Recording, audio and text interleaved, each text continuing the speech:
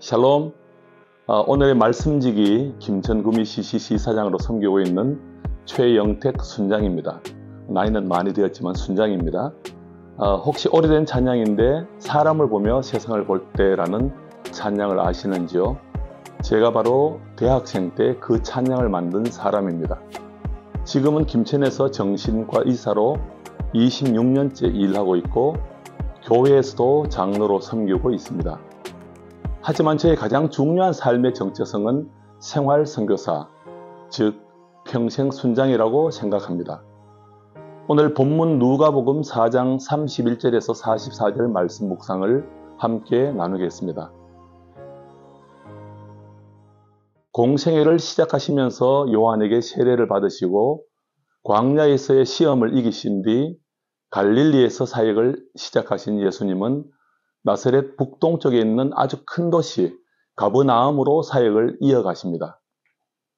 가버나움은 농수산물이 풍부하고 부유한 곳이었으나 많이 타락한 곳이었습니다.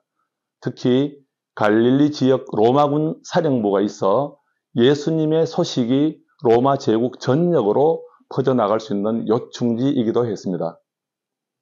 오늘 본문 말씀의 장소는 가버나움 회당, 시몬 베드로 장모의 집, 한적한 곳, 그리고 갈릴리 여러 회당으로 이어집니다. 오늘 말씀에서는 예수님의 여러 사역을 볼 수 있습니다. 첫 번째로 31절을 보면 안식일에 가르치셨다고 기록하고 있습니다. 두 번째로 본문 여러 곳에서 예수님은 온갖 병자들을 고치시고 귀신을 쫓아내십니다. 세 번째 44절에서는 여러 회당에서 전도하셨다고 기록하고 있습니다. 그리고 오늘 본문에서는 나오지 않지만 복음서 다른 곳에서는 제자들을 보내시는 것을 볼 수 있습니다.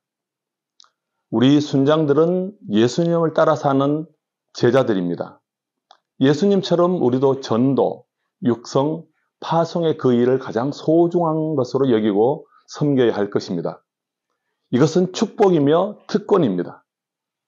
저도 병원에서 틈틈이 기회가 되는 대로 전도하고 25년째 열린 순모임인 김천 모교 모임을 섬기며 모교 모임 지체 한 사람 한 사람에게 각자의 복음의 현장을 갖도록 격려하고 있습니다. 그런데 중요한 것은 하나님이신 예수님도 이 모든 일을 섬기기 위해 아무리 사역이 많아도 자신만의 골방, 한적한 곳에서의 기도를 소홀히 하지 않으셨다는 것입니다.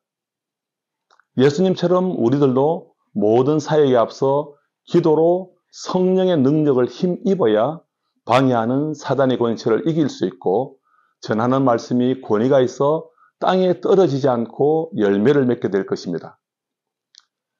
덧붙여 오늘 본문에서 한 가지 살펴볼 예수님의 중요한 사역은 치유 사역입니다. 각종 병을 고치는 치유의 사역은 병 고치는 신유 은사를 가진 자나 질병을 치료하는 저와 같은 의사들만의 소명일까요? 이 일은 우리 순장님들과는 관계없는 사역일까요? 모든 병은 조기 치료가 중요하고 더 좋기로는 병이 생기기 전에 예방을 하는 것입니다. 그리고 정서적 요인, 스트레스가 많은 질병의 아주 중요한 원인 중 하나로 밝혀졌습니다. 그런 의미에서 일상에서 겪는 수많은 마음의 고통을 줄여주는 것은 모든 질병에 예방적 의미가 있다고 할 수가 있습니다.